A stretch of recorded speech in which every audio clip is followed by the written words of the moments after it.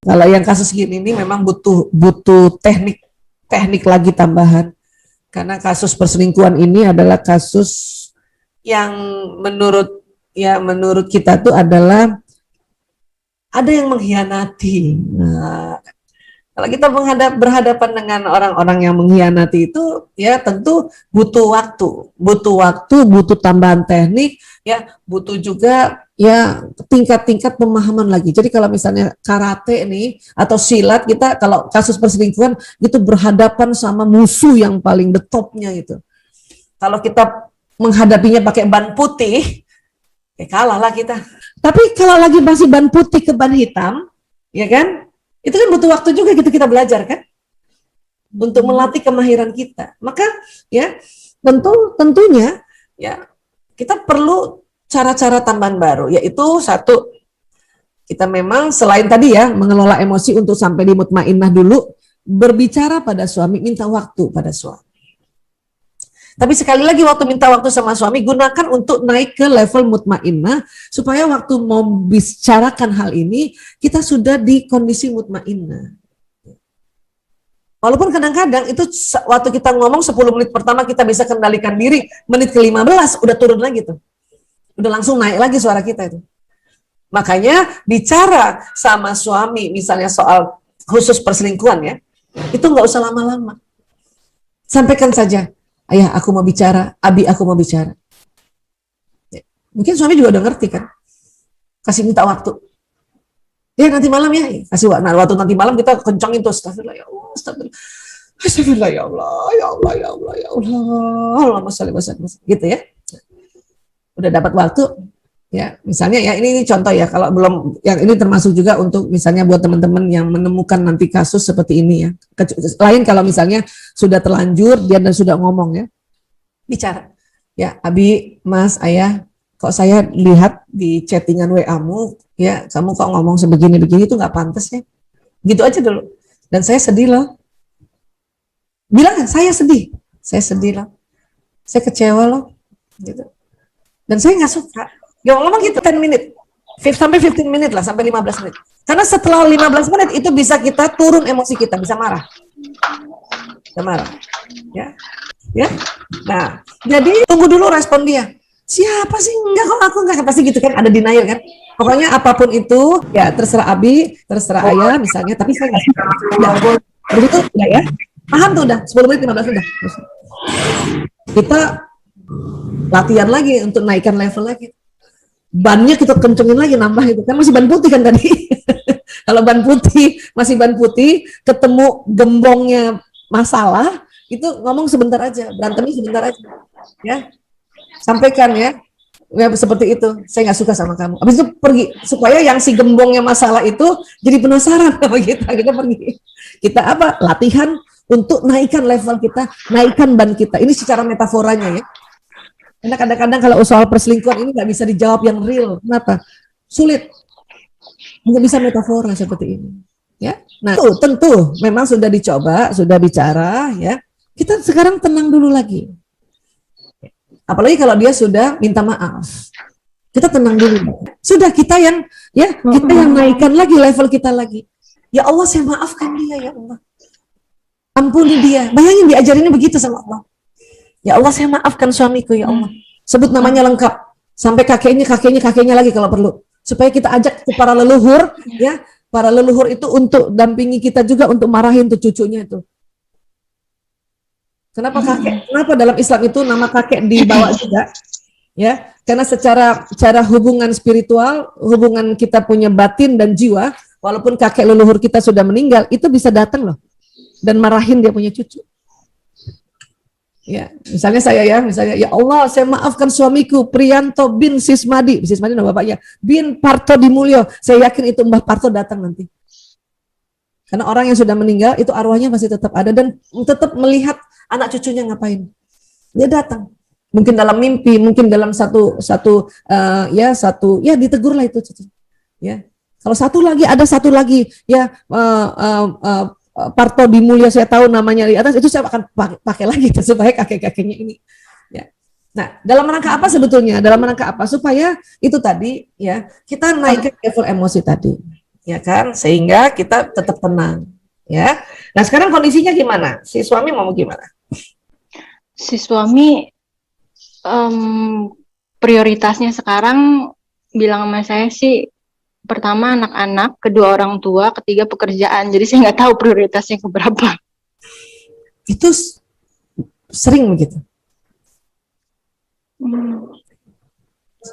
Bapak mertua saya ajarin saya, Aisyah, banyak laki-laki istrinya prioritasnya itu embel-embel.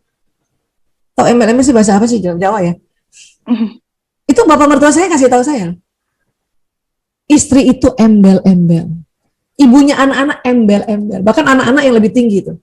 Ada yang masih kayak gitu cara berpikirnya. Itu berarti laki-laki yang masih berpikirnya seperti itu, dia belum banyak belajar. Dia nggak baca sirah Nabi. Ataupun baca, dia nggak paham sirah Nabi. Betapa Rasulullah itu menghargai istrinya. Itu aja masuk di otak kita. Oh, dia belum belajar nih. Islam menganggap istri itu levelnya luar biasa, belum belajar. Oh, udah kok saya sudah baca sirah Nabi. Pasti yang dibaca cuma perdagangan. Karena laki-laki kan selalu tadi kan mengutamakan perdagangannya kan. Nah, belum belajar ya. Gitu. Dan itu banyak banget yang kayak gitu. Makanya saya kalau ada bapak-bapak, ada laki-laki ya rajin ngaji, rajin baca sirah Rasulullah dan itu menjadikan patokannya, itu saya hormat banget. Tapi itu paling 10-15% saat ini ya. Masih banyak lagi yang belum ke situ. Bisa jadi punten kasus ini suami yang seperti ini nih Mbak Desi ya, itu suami yang belum banyak belajar itu. Dan kita jadi yang si istri jadi embel-embel. Yang namanya sabar bukan diam kita. Apa istighfar lagi, astagfirullahaladzim. Dengar kayak gitu ngilu nggak? Ngilu kan? Iya, seru banget ya. Udah kita diam lagi, astagfirullah ya Allah, astagfirullahaladzim. Ya. Kadang-kadang kita muncul sombong kita kan. Ya, mungkin ada yang berani nih, ada yang berani, oh jadi saya, gitu ya. Kamu anggap apa saya? Itu kalau ada yang berani ngomong langsung ngomong gitu ya. Tapi kadang-kadang ada orang, ada istri nggak berani. Dalam hati lagi sambil mandi kan, lagi mikirin, ya anggap apa saya nggak ada apa-apa sambil mandi itu kan. Oh, nah biarin aja tuh.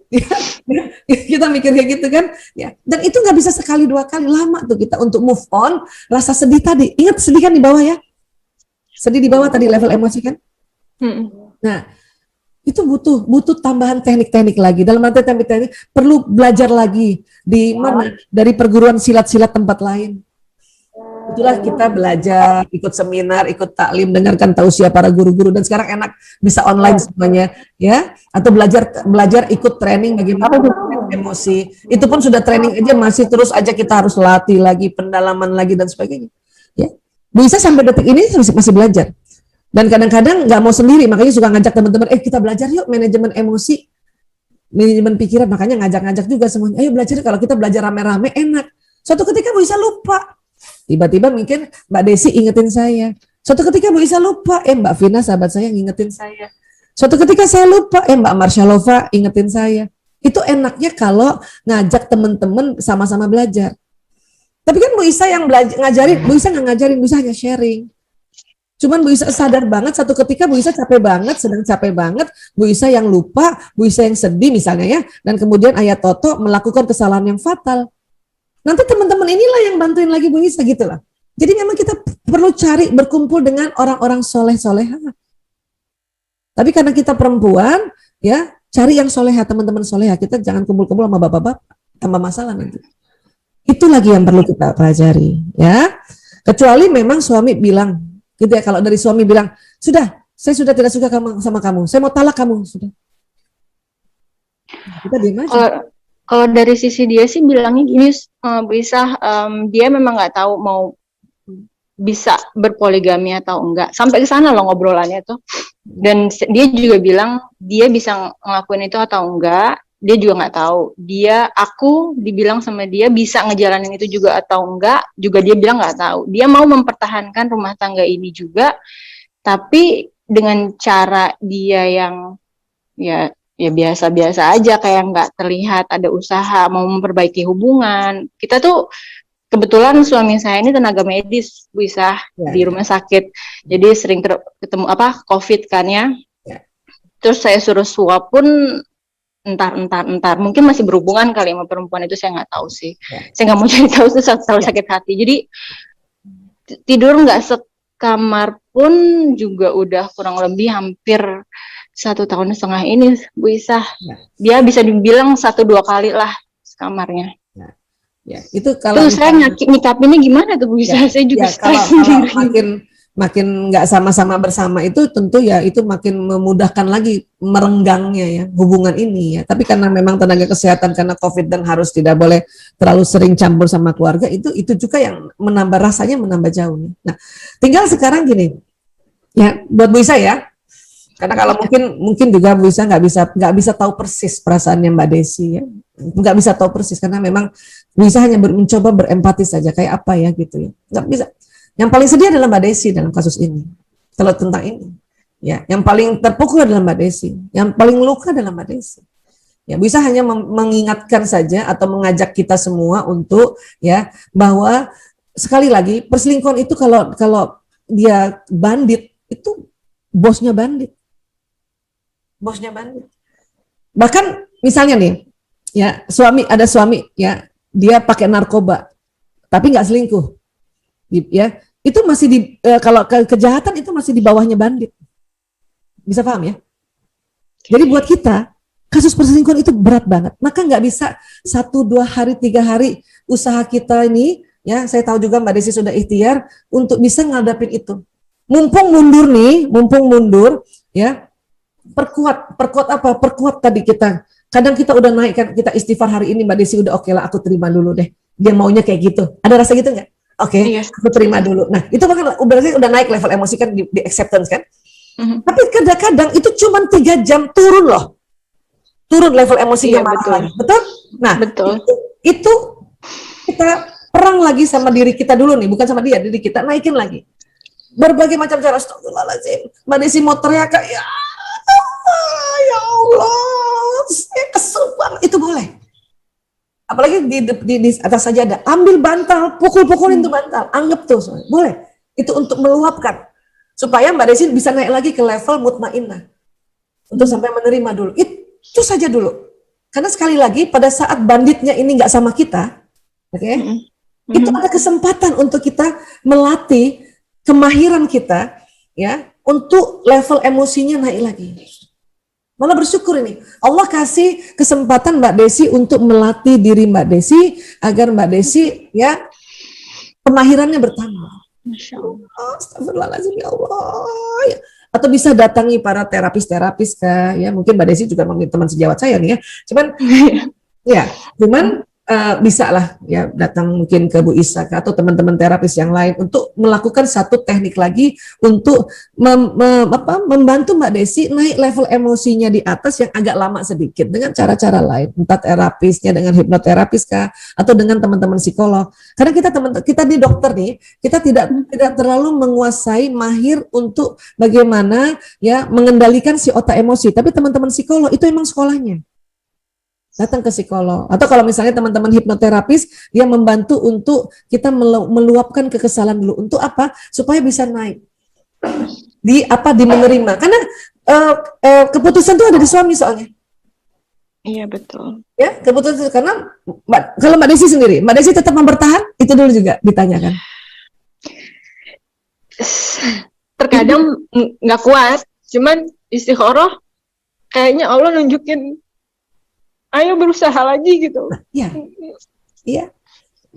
Itu tadi, kalau lagi nggak kuat, misalnya hari ini udah kuat nih, ntar sore nggak kuat, itu berarti level emosinya lagi turun, frekuensinya lagi rendah, makanya nggak kuat. Udah cari me time-nya Mbak Desi, apa yang bisa. Dan kalau kasusnya kayak gini, itu nggak usah 24 jam Mbak Desi pikirin terus itu. Karena susah banget. Ya, bisa paham. Tapi dalam 24 jam itu kan bisa bilang 24 jam. Ada bisa nggak waktu tidurnya berapa jam dalam semalam? Kadang tuh kebangun setiap 2-3 jam tuh kebangun sempetin sholat tahajud, dan saya juga sempat akupuntur bisa. Jadi dia dikasih titik untuk bisa untuk tidur. Jadi saya pengennya tidur aja. Ya. Biar nggak kepikiran. Itu usaha udah benar, udah usaha tuh ikhtiar. Ya, pakai titik akupuntur, ya itu boleh. Tapi jangan cuma sekali 2 kali, ikut aja, rutin aja. Supaya waktu yang tidur itu kan pasti nggak mikirin dulu kan. Karena kan ya dalam 24 jam katakanlah bisa tidur efektif 3 jam, lumayan kan. Jadi ada 3 jam nggak mikirin ya tentang masalah ini, tapi 21 jam masih mikirin. Tapi lumayan kan. Nah besok lagi ya udah pergi akupuntur lagi atau pergi bekam atau pergi acupressure, itu bisa dikombinasi. Lumayan, udah bisa 5 jam tidur enak. Berarti ada dalam 24 jam, 5 jam udah tidak usah terlalu kepikiran itu. Karena kita mikirin mereka, belum tentu mereka mikirin kita. Iya, betul banget. Ya, tapi Allah melihat usahanya istri nih Mbak Desi nih. Dan ingat, bisa jadi pada suami kita menganggap hubungan kita ini tidak bisa berhasil, tapi anak-anak, kemudian diri kita, profesi kita, karir kita, Allah angkat derajatnya semua. Amin. Ya, yakinlah itu, percaya itu. Ya, kenapa? Karena Allah melihat ikhtiar kita. Tapi kalau kita nih suami lah sudah selingkuh, ya, kemudian kita nggak ikhtiar untuk naikkan level emosi, nggak ajak Allah untuk ya sebut-sebut Allah untuk menaikkan level emosi, maka nggak turun juga kemuliaan di sisi lain, nggak turun. Tapi karena ya menurut kita sekarang kita sedang ada konflik dengan suami, tapi kita berusaha terus, ya Allah kita ya termasuk latihan, termasuk ikut seminar ini, termasuk Mbak Desi mau cerita ini di depan ada berapa orang kita? 400 orang. Dan insya Allah 400 orang ini doain Mbak Desi. Amin. Mbak Desi kuat. Karena Mbak Desi mewakili kisah di antara 400. Mungkin nggak Mbak Desi sendiri. Di antara 400 mungkin ada 100 perempuan yang seperti ini kondisinya. Suami ditanya, suami masih belum tahu. Kenapa? Dia mungkin juga dalam keadaan bingung, ya kan? Karena patokannya di dia. Kalau dia sudah bilang, oke, saya mau pisah sama kamu, itu Mbak Desi lebih enak udah. Iya. Oke, tapi karena dia masih ngiyok gitu ya, masih bimbang, ya, dia masih bimbang, dia masih yang dia sendiri tuh lagi dalam keadaan kebingungan. Kita Mbak Desi, ya. Mbak Desi itu diselamatin Allah, makanya nggak sama-sama dengan si suami ini yang dalam keadaan bimbang itu. Nggak level. Mbak Desi level udah di atas, itu suami lagi di bawah, nggak level, makanya nggak dikasih sama-sama. Nggak level, Mbak. Mbak Desi dikasih kesempatan untuk naikkan level emosi. Kenapa? Allah mau naikkan derajat dari sisi lain, dari sisi anak-anak, dari sisi karir Mbak Desi. Kalau sudah naik di sini, itu kan suami akan mikir kan, ya Allah, istri saya tinggalin dia malah maju ya, tambah Allah sayang sama dia ya, dia mikir tuh ntar, ya, mikir dia, ya, nah, cuman kadang-kadang laki-laki itu udah mikir sebetulnya, cuman kadang-kadang dia tidak bisa kasih tahu kita, karena laki-laki punya ciri khas juga, dia mikirin, cuman dia nggak bisa kasih tahu kita. Ya, apalagi dia introvert Bu Isra. Ya, iya, dia nggak bisa kasih tahu kita, dia mikir. Kita kasih waktu saja. Berapa lama itu yang rahasianya? Ya, berapa lama sekarang Mbak Desi mumpung, ya saya katakan ya, ini bukan provokator ini bukan, mumpung dia jauh. Mbak Desi latihan silat ya, maksud saya gitu, mumpung dia jauh, Mbak Desi di rumah tuh ciat, kan dia nggak dengar, ciat, nah itu kalau lagi kesel marah ambil bantal, cubit aja tuh bantal, nggak tahu diri nih laki-laki udah saya begini, itu boleh, itu niatkan dalam rangka menterapi diri, dalam memuhasabah diri. Ya, mumpung. Kadang-kadang, makanya saya kadang-kadang kalau dalam kondisi kita capek, kemudian Allah kasih kondisi kok suami saya malah jauh ya pas lagi saya capek atau pas lagi saya sakit, gunakan waktu nggak ada sama pasangan itu, kita latihan silat itu. termasuk latihan lagi bersolek supaya kita cantik, termasuk kita pijet lah badan kita lah, pokoknya ada semuanya sehingga pada saat ketemu entar dulu kayak pendekar yang pendekar Islam ya, wanita Islam itu yang tegar naik di atas kuda ya, entar dulu lu siapa gitu kan, walaupun itu masih sombong ya. Gak apa-apa Bu, tapi kan lumayan dari sedikit sombong lumayan naiknya kan. Ya. Nah, tentu jauh lagi kalau lebih lagi kita di level yang dimutmainah. Tetap kita sebagai pahlawan perang, ya Tapi kalau ada apa-apa sambil senyum aja, kita lihat, nah itu jauh lagi lebih cantik lagi ya. Tapi sekali lagi, butuh waktu, butuh latihan, insya Allah tambah mahir ya Mbak Desi ya. Bisa doain. Masya Allah. Ya, Amin. doakan. Bisa. Ya, tuh, ya. Sekarang udah 390, banyak loh, 300. Masya Teman-teman Allah. semua, sahabat-sahabat semua seluruh Masya Indonesia. Allah. Jazakillah khair. Masya Allah. Tuh, dicek tuh coba tuh, banyak banget yang kasih semangat tuh Mbak Desi, baca ya Masya chattingnya. Allah. Masya Allah. Iya Bu Isa. Masya Allah. Amin. Barakallahu fiik.